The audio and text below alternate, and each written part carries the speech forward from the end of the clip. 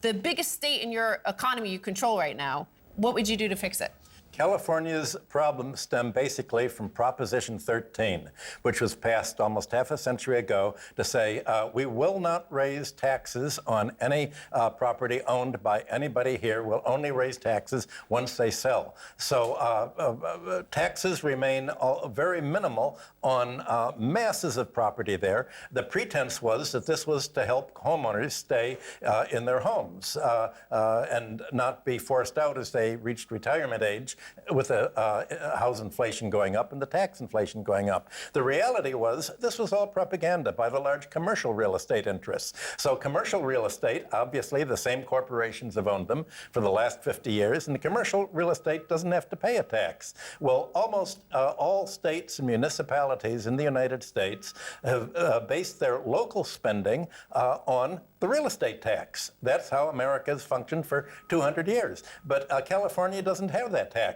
So the Californians have voted. If you look at what economists call revealed preference, what do they prefer? Californians want to be poor. They want to be homeless. This is their democratic choice. They want the real estate people to run the state. They want the rich people to be untaxed, and only the employees pay the tax. They don't want free education. They voted against that. They want a very expensive education so that they have to go out of state. They think that that will encourage the children to have another experience in the more civilized part of the country. So California has really voted for suicide.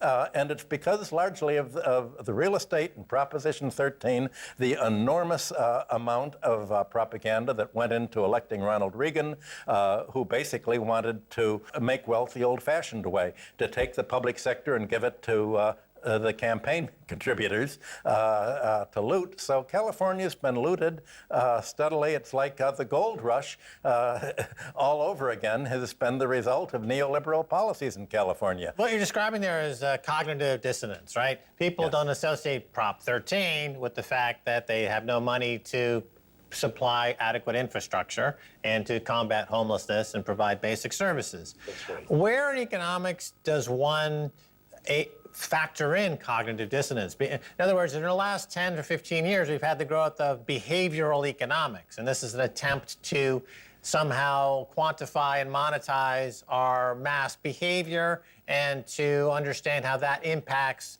the economy and then to enact policies to mitigate that risk. Do you follow that school at all? Do you have any thoughts on that? Is it something that needs to be put more aggressively into the policy mix in a state like California? Well, the role of economic education is to create positive dissonance.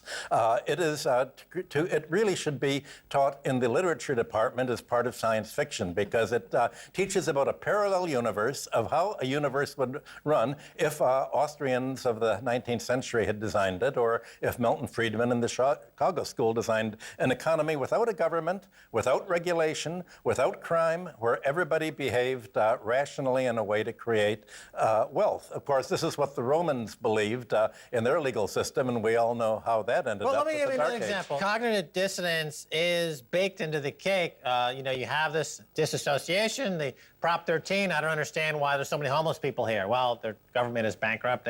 But what about, here's LA. I mean, the movie industry wouldn't exist and the technology industry wouldn't exist without government, without taxes. None of those billionaires would exist, but once they acquire the wealth, they have what we used to call on Wall Street a God complex. But nevertheless, called it pleonexia, wealth addiction. We were just in Detroit, and in Detroit, a wealthy company in the lending business plunked down billions, bought 100 buildings in downtown Detroit, and completely fixed it up. And there's not homeless people on the street.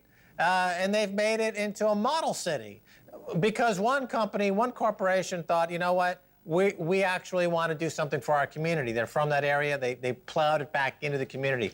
How come Detroit is not held up as a model for other cities to follow? In other words, get corporations to clean up their own backyard. Trump is right when he criticizes Nancy Pelosi. It says, you're here in Washington, harassing me. You should be back in San Francisco cleaning up the fecal matter from the streets. Well, if most of the wealth in the United States is from real estate, it doesn't sound like Detroit is a way to make easy billionaires who make rents in their sleep, as they do in California. So this is exactly what California's been fighting against ever since the 1930s, when there was the great presidential governor campaign with Upton Sinclair.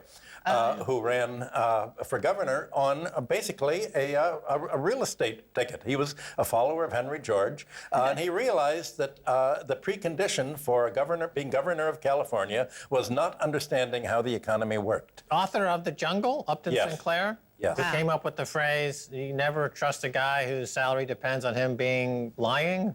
I paraphrase. He was like the Jimmy McMillan of the age, the rent is too dang high Yes. party. Los Angeles basically exists and is so wealthy, the Hollywood industry, thanks to the U.S. State Department and